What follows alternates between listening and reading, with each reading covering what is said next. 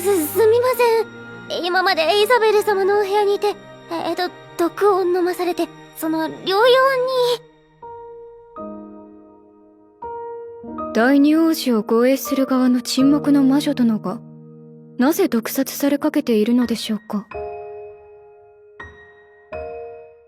What's going on, my friends? We're here today to talk about the Secrets of the Silent Witch. At this point, we are on like a legacy dynasty run here. We are 7 for 7 with some of the best episodes of anime this season. Once again, they just kill it here, right? Like the things that happened with Monica, the things that happened with the new girl that came in, which apparently is Cyril's little sister, I guess.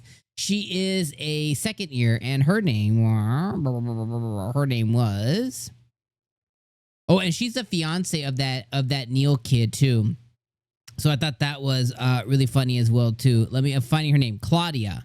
So she's Claudia apparently, and this may not be absolutely correct, but apparently she's Neil's fiance, and she is Cyril's little sister. So this is all about Monica and all about everything that happened with her. She gets invited to a tea party. And of course, these B words, are out to get her once again. And they poison her tea with like some kind of poison or she said it was eye drops. Maybe she just put too much or whatever it is, but you shouldn't be ingesting it regardless. But they try and poison her. She succumbs to it. And that's where like shit hits the fan basically. I want to pause there for a second and say the end of the episode where the maid is asking, I think Ridsfield, some of that, the maid is asking Monica, like, how did the Silent Witch, one of the top 7 sorcerers of the world or whatever, how did the Silent Witch succumb to like just some random poisoning at a tea party? And I had to pause before I hit record on this video because I was dying of laughter, okay? Like, I was like, that is so for real. And even in the anime, Monica and Nero, they both look at each other like, I don't know, how does that happen? I don't even know. So I thought that was, really, really funny. And that was like one of the best moments of the show. Now, okay, unpause. Going back. So she goes to the party and Claudia ends up saving her and calls out all the girls there at the party.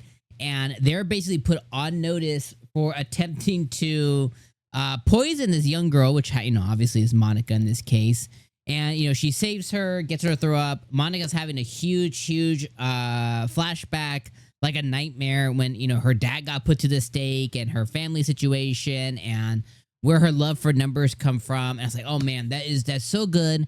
And she constantly is just in her state just saying sorry, and it's like, oh my god. And the whole crowd of people are witnessing that. And that is like, in just thinking of context of reality, that is a very scary thing to witness. And also, like, even if you didn't like Monica, let's say like somebody was like, oh, she's whatever, or she's the princess dog or lapdog or whatever opinion they had of Monica at that point. The crazy part is like your empathy level as you're witnessing somebody on the ground who got poisoned, who is being you're witnessing somebody identifying that they got poisoned and they're just mumbling sorry in their sleep. Like, that will stay with you forever, and your empathy level will just go your heart, like the Grinch, your heart grew 10 times that day. Like, you, even if you didn't like her for whatever reason, you probably like her now, or at least you feel really sorry for her. So I think her, not popularity, but her opinion around the school drastically changed because of that. The other thing is Isabel. With Isabel, right now she's called Monica Norton and she's part of Isabel's family or whatever, right? Isabel comes in and she just ruins the girls who'd attempted to murder her. Well, yeah, I guess it was murder. It was poison, but murder, whatever. And she tries to make them take a poison and the girls freak out. And it was just like a villain-ass thing to do. It was really, really cool. And she was like, you don't mess with my family type deal. And it was just really cool to see her bond with Monica once again. So contextually, this was a really good episode. We got more backstory for Monica and the stuff that ended up happening with her dad. So that was really good. We got to see, how the prince views her. And he basically admitted, like, I am really not pleased with this situation. Like, it really, really bugs me. And whether he's catching feelings or not, I will definitely say this, like, he's definitely cares a lot about Monica. Whether those feelings are romantic yet, I don't quite know. It's, you know, it's hard to tell, but he definitely likes her a lot. You know, I mean, he considers her a friend, and he cares for her a lot. Will that transition into romantic? Maybe, but right now it's just he cares about her, and somebody has tried to hurt somebody in his small circle, so that's a big deal.